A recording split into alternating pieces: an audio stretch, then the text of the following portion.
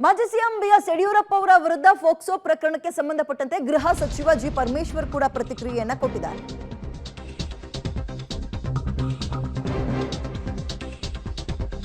ತನಿಖೆ ಬಳಿಕ ಮುಂದಿನ ಕ್ರಮ ಅಂತ ಗೃಹ ಸಚಿವರು ಹೇಳಿದ್ದಾರೆ. ಕಾನೂನು ಪ್ರಕಾರ ಪೊಲೀಸರು ತನಿಖೆಯನ್ನ ಮಾಡ್ತಾ ಇದ್ದಾರೆ. ಸಿಎಂ ಸಿದ್ದರಾಮಯ್ಯ ಕೂಡ ಇದ್ರ ಬಗ್ಗೆ ಮಾಹಿತಿಯನ್ನ ಪಡೆದುಕೊಂಡಿದ್ದು, ದೂರುದಾರೆ ಮಹಿಳೆ ಮಾನಸಿಕ ಅಸ್ವಸ್ಥೆ ಅಂತ ಹೇಳಲಾಗ್ತಾ ಇದೆ.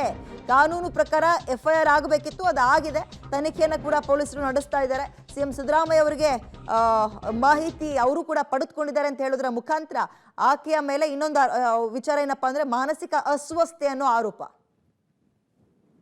ನಿನ್ನೆ ರಾತ್ರಿ ಮಹಿಳೆ ಸದಾಶಿವನಗರ ಪೊಲೀಸ್ ಸ್ಟೇಷನ್ನಲ್ಲಿ ಯಡಿಯೂರಪ್ಪನವರ ಮೇಲೆ ಕಂಪ್ಲೇಂಟ್ ಕೊಟ್ಟಿದ್ದಾರೆ.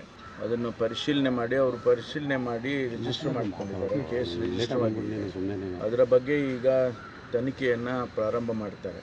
ಅವರು ಕೊಟ್ಟಿರ್ತಕ್ಕಂಥ ವಿಚಾರದಲ್ಲಿ ತನಿಖೆ ಮಾಡುವವರೆಗೂ ಕೂಡ ನಾವು ಯಾವುದನ್ನು ಕೂಡ ಹೇಳೋದಕ್ಕೆ ಬರೋದಿಲ್ಲ. ಕೆಲವರು ಹೇಳ್ತಾರೆ ಅವರು ಮಾನಸಿಕ ಅಸ್ವಸ್ಥತೆ ಇದೆ ಆ ಮಹಿಳೆಗೆ ಅಂತ ಹೇಳ್ತಾರೆ. ಅವರು ಕಂಪ್ಲೇಂಟನ್ನು ಟೈಪ್ ಮಾಡಿ ಟೈಪ್ಡ್ ಕಾಪಿ ಕೊಟ್ಟಿದ್ದಾರೆ, ಕೈನ್ ಬರೆದಿರೋದಲ್ಲ, ಟೈಪ್ ಕಾಪಿ ಕೊಟ್ಟಿದ್ದಾರೆ ಅಂತೇಳಿ ನಮಗೆ ನಮ್ಮ ಇಲಾಖೆಯವರು ಹೇಳಿದ್ದಾರೆ. ಹಾಗಾಗಿ ರಿಜಿಸ್ಟರ್ ಮಾಡಿದ ಮೇಲೆ ಕಂಪ್ಲೇಂಟನ್ನು ತನಿಖೆ ಮಾಡೋವರೆಗೂ ಕೂಡ ಯಾವುದೇ ವಿಚಾರವನ್ನು ನಾವು ತಿಳಿಸೋದಕ್ಕಾಗಲ್ಲ. ಯಾಕೆಂದರೆ ಇದು ಒಬ್ಬ ಮಾಜಿ ಮುಖ್ಯಮಂತ್ರಿಗಳನ್ನು ಅವರಿಗೆ ಸೇರಿರ್ತಕ್ಕಂಥದ್ದು, ಜೊತೆಗೆ ಒಂದು ಮಹಿಳೆ ಆಪಾದನೆ ಮಾಡಿರ್ತಕ್ಕಂಥದ್ದು. ಹಾಗಾಗಿ ಯಾವುದೇ ವಿಚಾರವನ್ನು ಹೇಳಬೇಕಾದ್ರೆ ಭಾಳ ಎಚ್ಚರಿಕೆಯಿಂದ ನಾವು ಹೇಳಬೇಕಾಗ್ತದೆ. ಮಾಹಿತಿಯನ್ನು ನಾನು ಇನ್ನೂ ಹೆಚ್ಚು ಮಾಹಿತಿಯನ್ನು ತೆಗೆದುಕೊಳ್ತೇನೆ. ತನಿಖೆ ಆಗೋವರೆಗೂ ನಾವು ಯಾವುದನ್ನು ಕೂಡ ಬಹಿರಂಗ ಮಾಡೋದಕ್ಕಾಗಲ್ಲ. ಸರ್, ಈಗ ಪೋಕ್ಸೋ ದಾಖಲಾಗಿದೆ ಸರ್, ಸೂಕ್ಷ್ಮವಾದಂಥ ವಿಚಾರ. ನಾನು ಹೇಳಿದ್ನಲ್ಲ, ನೀವು ಹೇಳೋಕ್ಕೆ ಮುಂಚೆ ನಾನೇ ಹೇಳಿದ್ದೀನಿ, ಭಾಳ ಸೂಕ್ಷ್ಮವಾದಂಥ ವಿಚಾರ ಮತ್ತು ಒಬ್ಬ ಮಾಜಿ ಮುಖ್ಯಮಂತ್ರಿಗಳ ಅವರಿಗೆ ಸಂಬಂಧಪಟ್ಟಂಥ ವಿಚಾರ.